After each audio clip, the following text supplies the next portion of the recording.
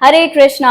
मैं रंगिनी राधा देवी दासी आप सभी का स्वागत करती हूँ श्री भक्ति अलोका के YouTube चैनल पर। आज अपरा एकादशी के पावन दिन पर आप सभी के साथ मैं शेयर करने जा रही हूँ इस एकादशी की कथा के बारे में। जैसा कि आप सभी जानते हैं कि एकादशी व्रत वाले दिन अगर हम व्रत की कथा का श्रवण करते हैं तो हमारे अनेकों जन्मों के पाप तुरंत नष्ट हो जाते हैं।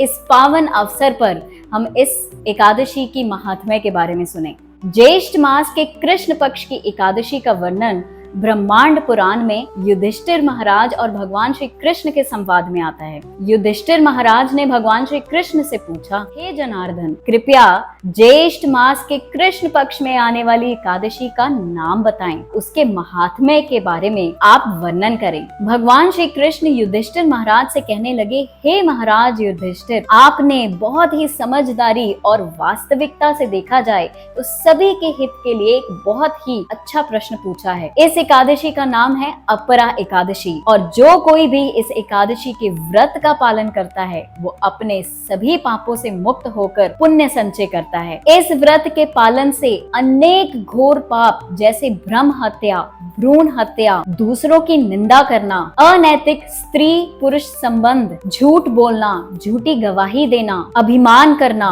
और पैसे के लिए अध्यापन वेद पाठ करना, अपनी मर्जी से ग्रंथ लिखना, साथ ही झूठे भविष्य कहने वाले, फंसाने वाले वैद सभी मुक्त होते हैं। लड़ाई से डरकर भागकर आए हुए क्षत्रिय को नरक द्वार की प्राप्ति होती है क्योंकि उन्होंने अपने धर्म का पालन नहीं किया बल्कि खुद अपने पतन का जिम्मेदार बने हैं। पर इस व्रत के पालन से उन सभी क्षत्रिय को भी स्वर्ग की प्राप्ति होती है। भगवान श्री कृष्ण आगे कहते हैं, हे राजन, अपने गुरु से ज्ञान प्राप्त करने के पश्चात कोई भी शिष्य अगर उनकी निंदा करता है तो उसको नरक की राशियां प्राप्त होती हैं। पर अगर उस निंदित व्यक्ति ने भी इस व्रत का पालन किया तो वह अपने सभी पापों से मुक्त हो जाता है। आगे भगवान श्री कृष्ण कहते हैं, हे राजधीराज, कार्तिक मास में पुष्कर तीर्थ में स्नान करने से प्राप्त किया हुआ पुण्य, माघ मास में प्रयाग तीर्थ में स्नान करने से, काशी में महाशिवरात्रि पालन करने से,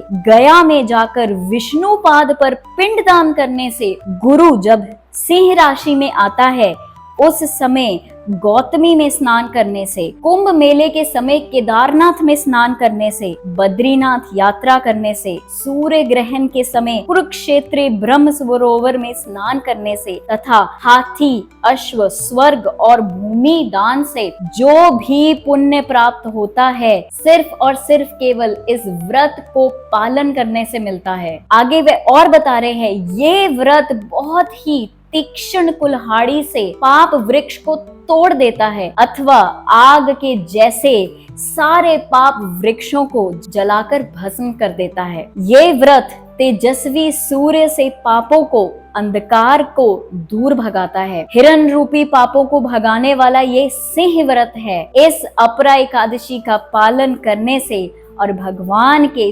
त्रिविक्रम रूप की पूजा करने से वैकुंठ की प्राप्ति होती है। त्रिविक्रम रूप जो भगवान का है वो वामन देव भगवान का है। अगर आपके पास कोई भगवान का चित्रपट है तो आप भगवान की आरती कर सकते हैं। आगे वो बताते हैं कि दूसरों के हित के लिए जो कोई भी ये महात्म्य पढ़ेगा अथवा जो सुनेगा वह सभी पापों से मुक्त हो जाता है। इसलिए इस व्रत को बहुत ही अच्छी भावना से कीजिए, श्रद्धा और निष्ठा से इसका पालन कीजिए क्योंकि व्रत का केवल यही मतलब है, अपनी शरीर की आवश्यकताएं जब हम कम करेंगे तब हम भगवान के प्रति ज्यादा आकर्षित होंगे। तो अगर आप और भी कोई वीडियो किसी भी टॉपिक पे चाहते हैं तो आप कमेंट बॉक्स में जरूर लिख सकते हैं। तब तक के लिए बने रहिए श्री भक्ति अलोका के YouTube चैनल पर और हमें फॉलो कीजिए इंस्टाग्राम पे भी।